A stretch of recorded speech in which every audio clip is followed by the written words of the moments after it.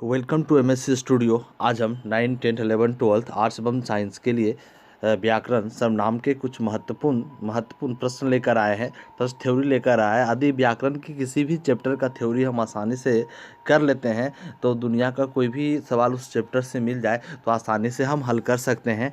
यदि उस चैप्टर को सही ढंग से नहीं पढ़ा जाए तो हमारे पास समस्या उत्पन्न हो सकती है। चलिए, आज सर्वनाम से आने वाले प्रश्न के लिए हम समस्या का समाधान ढूंढते हैं और सही तरीके से पढ़िए। चैनल को लाइक भी कीजिए, शेयर भी कीजिए, सब्सक्राइब भी कीजिए और साथ ही साथ बेल घंटा को दबाना ना भूलें।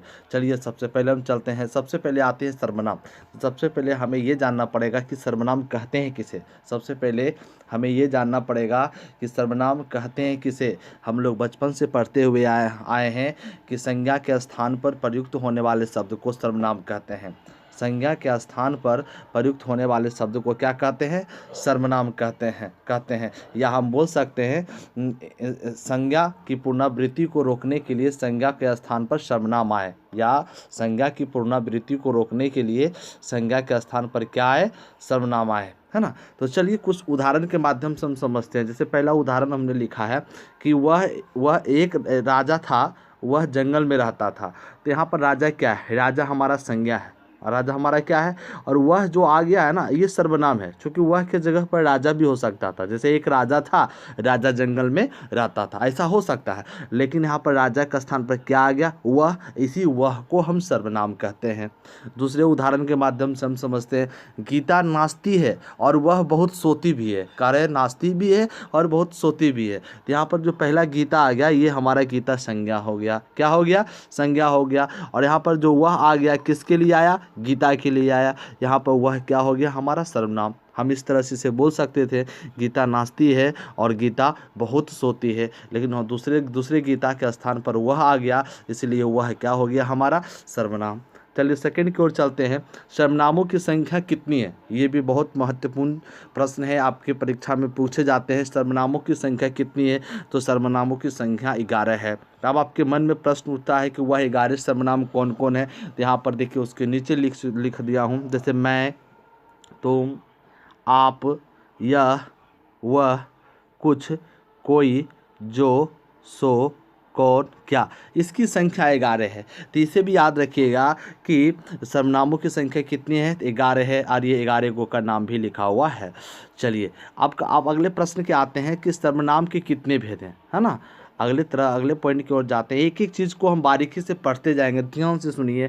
3 नंबर में सर्वनाम के कितने भेद हैं? सर्वनाम के कितने भेद हैं? तो सर्वनाम के 6 भेद हैं। कितने भेद हैं? 6 भेद हैं। तो ट्रिक के माध्यम से हम इसके भेदों का नाम याद रखेंगे। ट्रिक के माध्यम से ऐसे भूल जाते हैं हम लोग, लेकिन आज हम ट्रिक के माध्यम से याद रखेंगे। यह ट्रिक है। एक पुरुष निज प्रश्न के संबंध में निश्चय व निश्चय में फंस गया।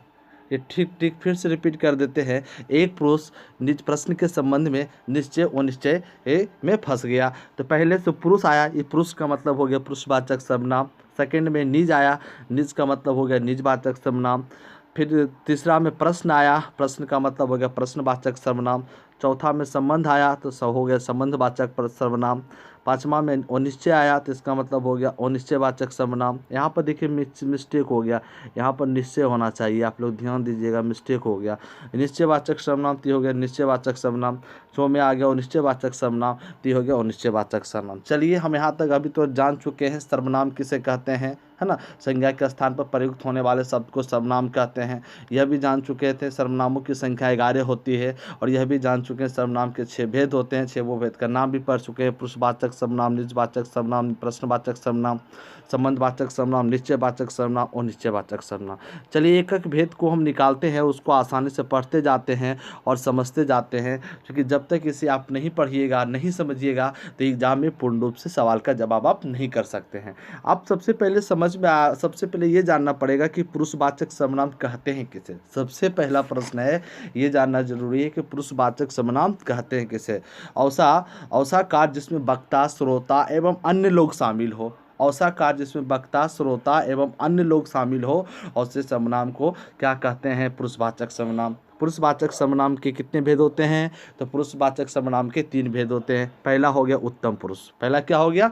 उत्तम पुरुष। तो अब आपके मन में प्रश्न उठता होगा कि उत्तम पुरुष कहते हैं किसे, तो इसको भी हम क्लियर करते हैं। उत्तम पुरुष उत्तम पुरुष कहते हैं किसे है, तो हम बोल सकते हैं वक्ता को उत्तम पुरुष कहते हैं। वक्ता को क्या कहते हैं, बोलने वाले व्यक्ति को उत्तम पुरुष कहते हैं।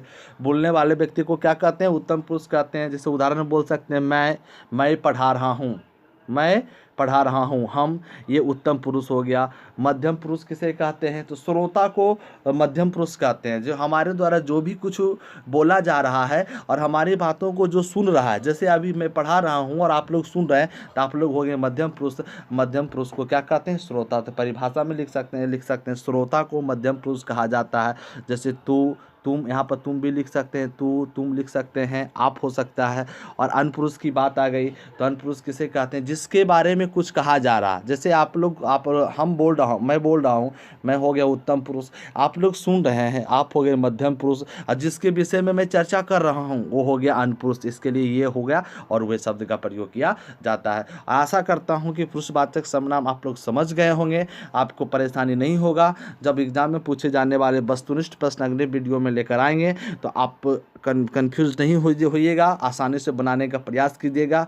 मुझे पूरा विश्वास है कि यदि आप लोग सही ढंग से पढ़िएगा तो वस्तुनिष्ठ प्रश्न का जो भी प्रश्न हम लाएंगे आप आसानी से सॉल्व कर लीजिएगा। सेकंड में आते हैं, सेकंड में है हमारा निजवाचक सर्वनाम। अब आपके मन में आता होगा कि निजवाचक सर्वनाम कहते हैं किसे, है ना। निजवाचक सर्वनाम किसे कहता है, ऐसा सर्वनाम जिसके लिए जिसका वक्ता अपने लिए उपयोग करता है। ऐसा सर्वनाम जिसका उपयोग वक्ता अपने लिए उपयोग करता है। यदि आपसे कोई निजवाचक सर्वनाम का परिभाषा पूछेगा तो आप बोल सकते हैं ऐसा सर्वनाम जिसका उपयोग वक्ता अपने लिए करता है उसे निजवाचक सर्वनाम कहते हैं। जैसे स्वतः, स्वयं, खुद, ये सब क्या है, निजवाचक सर्वनाम। चलिए गो नंबर की ओर चलते हैं। प्रश्नवाचक सर्वनाम। प्रश्नवाचक सर्वनाम जिसके माध्यम से वक्ता क्या करता है, प्रश्न पूछता है। जिसके माध्यम से वक्ता क्या करता है, प्रश्न पूछता है।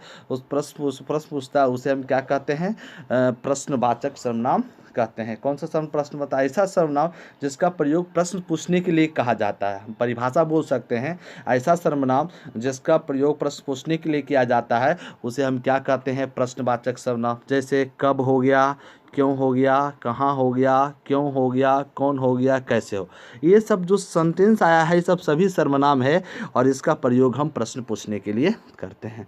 क्लियर। चलिए घ नंबर की ओर चलते हैं। संबंधवाचक सर्वनाम। संबंधवाचक सर्वनाम कहता है जब एक वाक्य का संबंध दूसरे वाक्य बताने वाले शब्दों को संबंधवाचक सर्वनाम कहते हैं।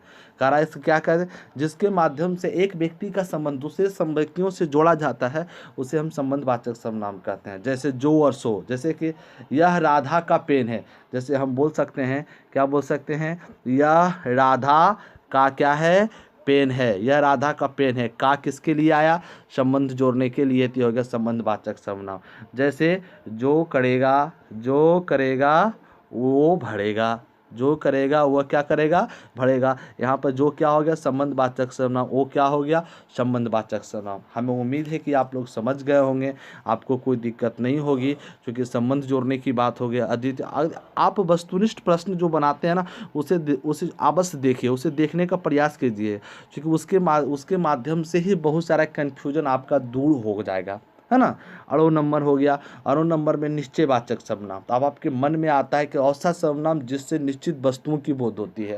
यदि आपसे पूछेगा कि सर्वनाम किसे कहते हैं, सर्वनाम किसे कहते हैं, सॉरी, निश्चयवाचक सर्वनाम किसे कहते हैं, उससे सर्वनाम जिससे निश्चित वस्तुओं का बोध होता है उसे निश्चयवाचक सर्वनाम कहते हैं। जैसे यह हो गया और वह हो गया। यह हो गया जैसे यह कलम है, यह कुत्ता है, वह गधा है, वह कोयला है। इस सब का प्रयोग निश्चित वस्तुओं की बोध कराने के लिए किया जाता है, इसलिए इसे निश्चयवाचक सर्वनाम कहते हैं।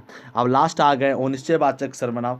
अनिश्चयवाचक सर्वनाम क्या, ऐसा सर्वनाम जिससे अनिश्चित वस्तुओं का बोध हो, ऐसा सर्वनाम जिससे अनिश्चित वस्तुओं का बोध हो उसे हम अनिश्चयवाचक सर्वनाम कहते हैं। जैसे हो गया कोई, कुछ, किसी, ये सब जो शब्द जो है ना ये सर्वनाम है और इसका प्रयोग जो है अनिश्चित वस्तुओं को बोध करने के लिए करते हैं। एक थोड़ा सा सुन लीजिए, कहता है कि संज्ञा जो है ना, संज्ञा स्त्री है। संज्ञा क्या है, फिर से रिपीट कर देते हैं। संज्ञा क्या है, एक संज्ञा अभी हम लोग पढ़ चुके हैं। संज्ञा स्त्री है। संज्ञा क्या है, स्त्री है। और सर्वनाम क्या है, सर्वनाम क्या है पता है? सर्वनाम हमारा पुरुष है। सर्वनाम क्या है? पुरुष है। सर्वनाम सर्वनाम संज्ञा से कहता है, सर्वनाम जो है संज्ञा से कहता है कि तू एक बार आया कर, यदि तू बार बार आई तो अर्थ का अनर्थ हो जाएगा। सर्वनाम संज्ञा से कहता है कि तू एक बार आया कर, यदि तू बार बार आई तो अर्थ का अनर्थ हो जाएगा। दूसरे शब्दों में कहता है सर्वनाम संज्ञा से कहता है कि वक्त मिले तो मेरे घर की तरफ चले आना, तेरी खुशबू का मोहताज मेरे गुलदस्ते आज भी है, अगर ज़रूरत पड़ी तो फिर से तुझे आना ही पड़ेगा, ऐसा नहीं कि तू नहीं आए।